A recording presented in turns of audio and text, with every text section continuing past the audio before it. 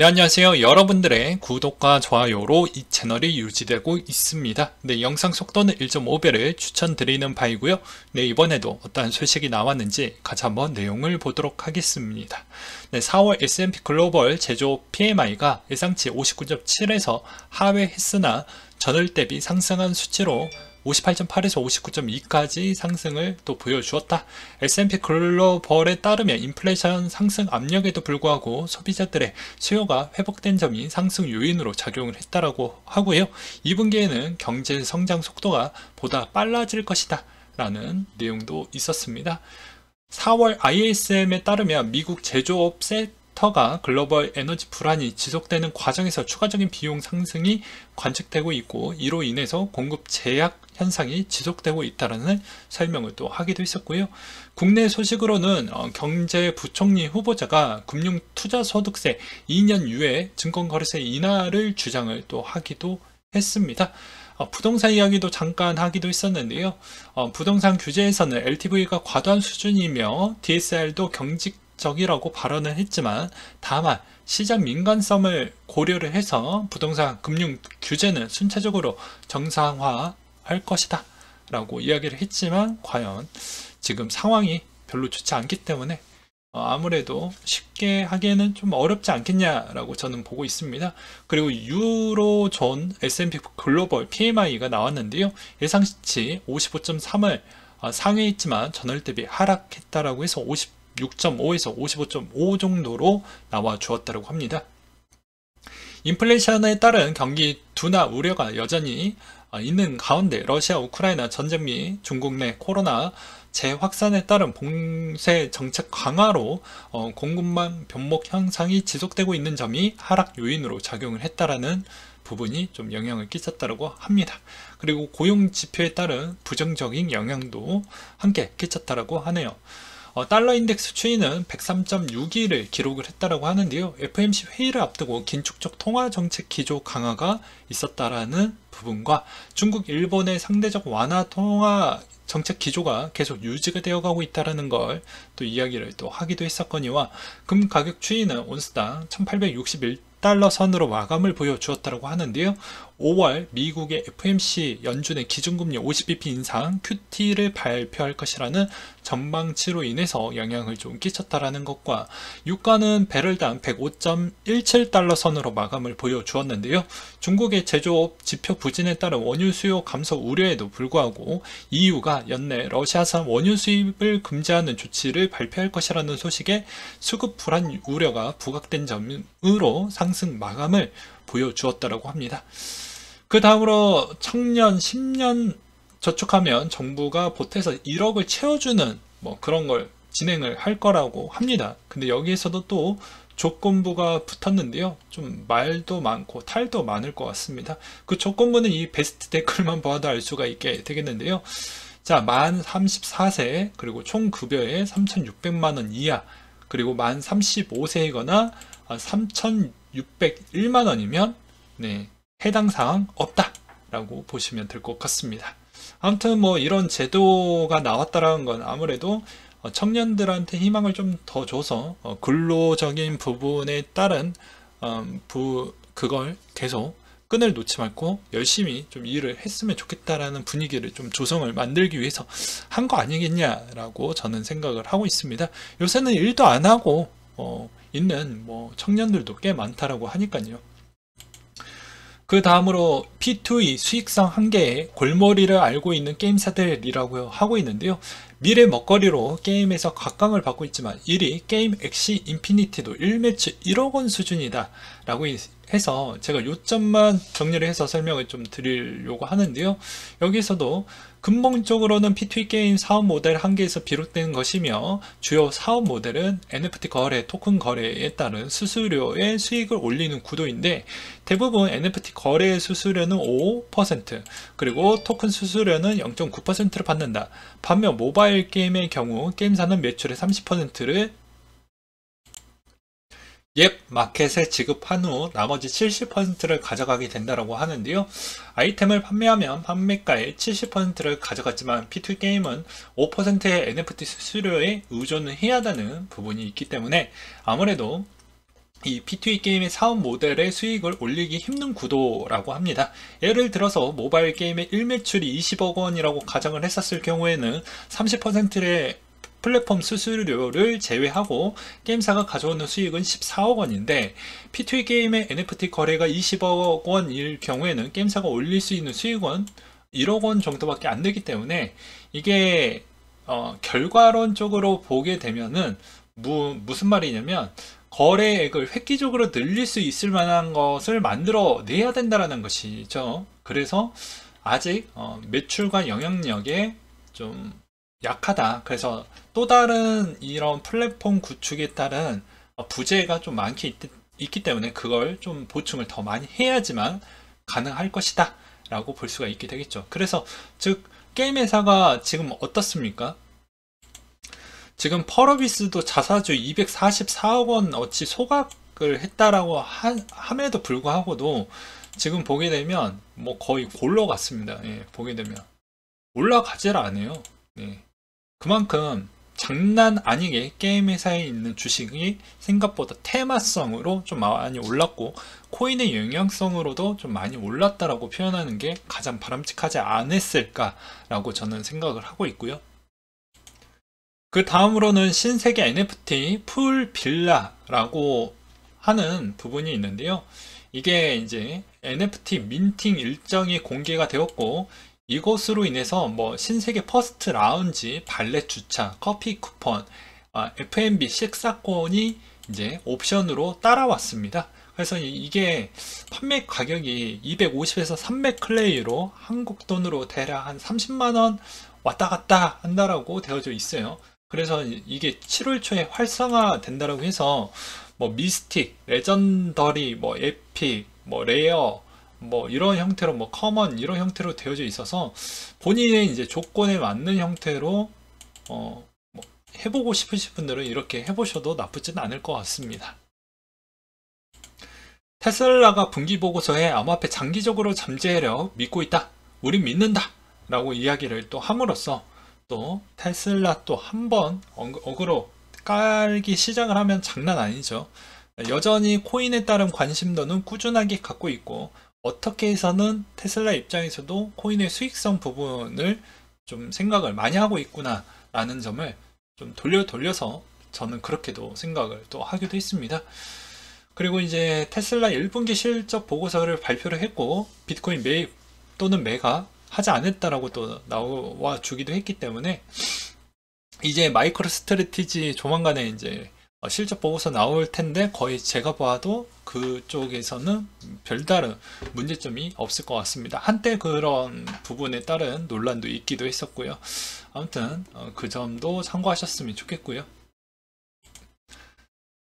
네, 그리고 좀 전에 말씀드렸던 주식 가산자산 양도차익 과세 2년 유예 부분이 이제 코인도 왜 양도차익 2년 유예에 따른 이야기가 갑자기 나왔던 배경은, 주식에 따른 측면이 생각보다 좀 이른감이 있다, 연기를 좀 하자 라는 이야기가 좀 나오다 보니까, 그렇게 되면 이제 자연스럽게 가산자산은 또 똑같이 밀어주어야지 뒷말이 안 나올 거잖아요.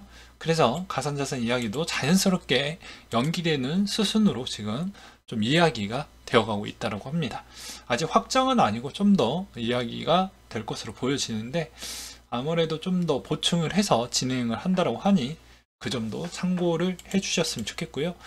그리고 경제부 부총리 발언으로 살펴본 경제정책 방향성이라고 해서 보게 되면, 자, 가산자산 소득에 따른 내용이 또 여기에 있습니다.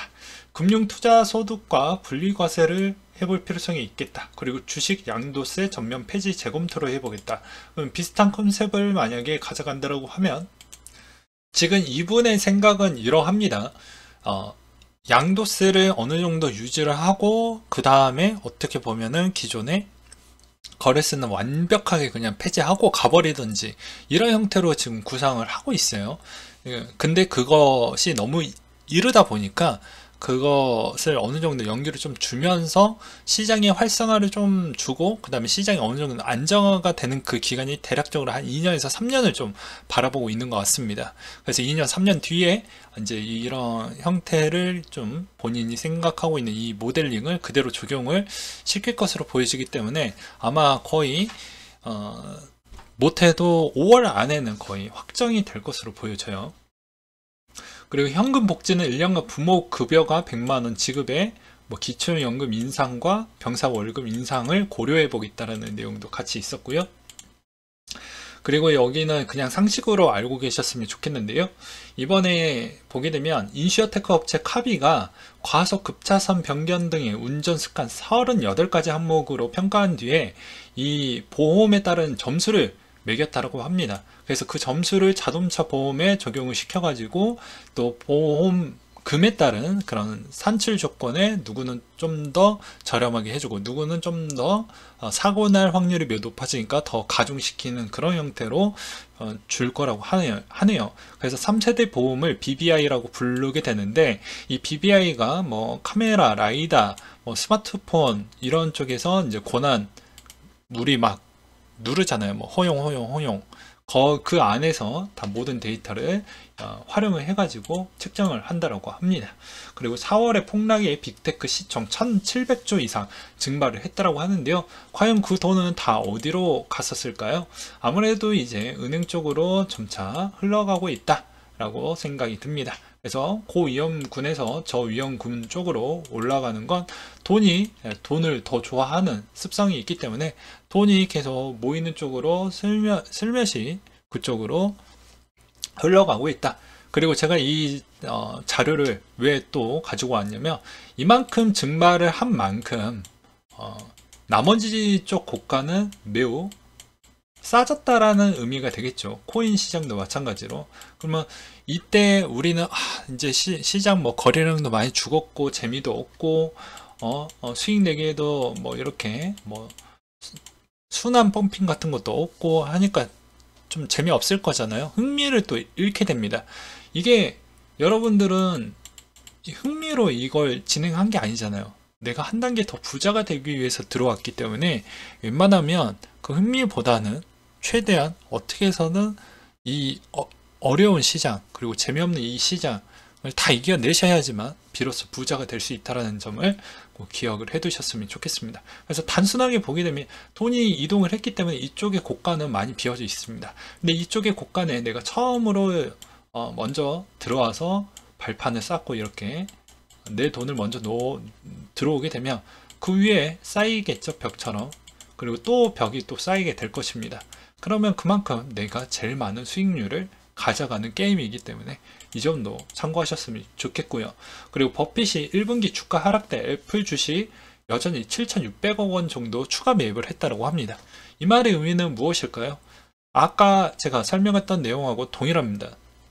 즉 더 위험성이 있는 그 곳간에서 덜 위험한 곳간 쪽으로 이동을 했으니 나머지 곳간에는 당연히 많이 비어 있겠죠. 그 비어 있는 그 공간을 누군가는 채워주었다라는 것인데 그걸 정확하게 버핏은 그대로 했다라는 것입니다. 근데 버핏이 이제 유명한 명언 중에 가장 또 좋은 명언이 하나가 있었는데요. 싼 주식을 사는 게 아니고 괜찮은 주식을 사는 것이다 라는 이야기도 하기도 했습니다.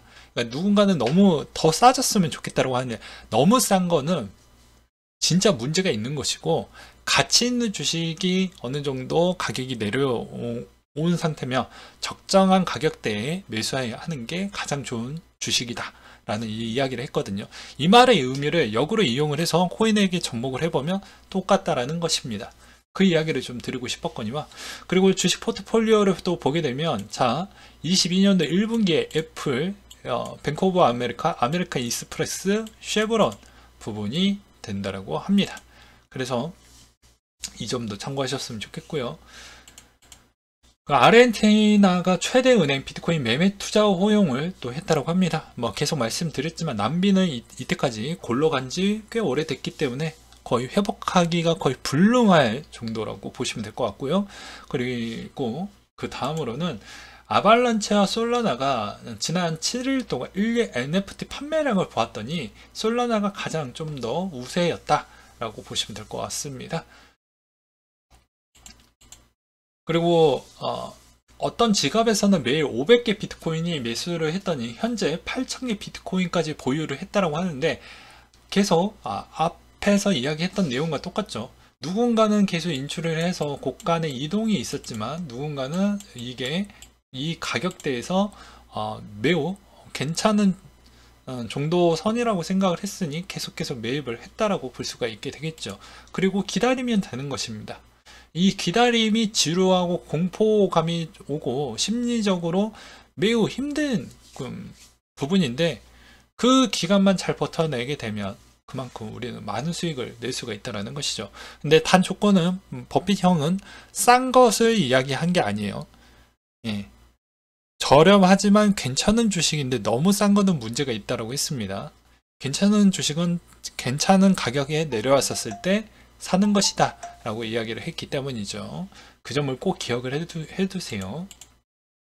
그 다음에 잠자면 돈을 버는 슬리픈이라고 있는데요. 요게 웃긴 게 채굴이 잠을 자면 채굴이 된다고 하는데 저는 안 해봐서 잘 모르겠어요. 그래서 일단은 뭐 요런 것도 나왔다. 이게 스캠인지는 모르겠습니다.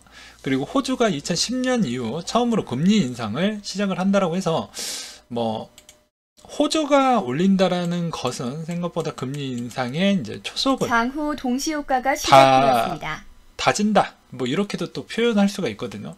왜냐면 이제 대부분 국제적으로 호주은행 쪽에서 올리게 된다라는 부분이 생각보다 지금의 이제 금리나 나머지 국가에 또 미친 영향이 꽤 크다라고 합니다. 그 정도도 좀 알고 계셨으면 좋겠어요. 네, 그 다음으로 통화에 따른 이야기를 잠깐 하고 넘어가도록 하겠는데요. 이제 원하는 외국인 국내 주식 매도와 중국의 락다운발 영향도 좀 유효했다라는 내용으로 나와주고 있었는데요. 그 영향성을 그대로 직통으로 맞고 있다고 보시면 될 것 같습니다. 그래서 중국의 주요 도시 봉쇄로 인해서 경기 둔화와 공급망 혼란이 국내 경제에 미치는 여파도 좀 고려를 하면서 볼 필요성이 있거니와 미 달러의 매수세가 강하게 나타나면서 외환당국 개입에 환시가 미치는 영향도 약해진 상황이다. 그리고 달러 원 환율 상단은 1,300원까지 열어둘 필요성이 있다라고 이야기를 하기도 했었는데요. 그건 아무래도 연준의 5월 회의 50bp와 그 다음에 대조표를 또 건드는 부분이 있죠. 그래서 뭐 저번에도 제 영상을 꾸준하게 보셨던 분들도 있겠고 이번에 새로 들어오셨던 분들을 위해서 다시 한번 정리를 해드린다면 왜 이렇게 달러가 강세일까 라고 보면 첫 번째, 유럽이 지금 거의 힘들죠. 네. 지금 유럽의 불확실성이 너무 많이 있기 때문에 유로화가 당연히 약세로 돌아섰습니다. 네, 돈이 안 가죠. 언제든지 전쟁이 더욱더 확대될 수도 있고요. 간단하게 이야기를 하면. 그다음 중국은 코로나로 인해서 힘을 못 쓰고 있습니다. 네. 그래서 중국 자체에서도 돈을 많이 풀고 있죠. 그래서 이쪽도 뭐 그러하고 일본은 이때 불씨가 이미 지펴놨으니까 계속 돈을 풀고 있는 상황이고 그러면 돈이 어디로 갈 것 같아요?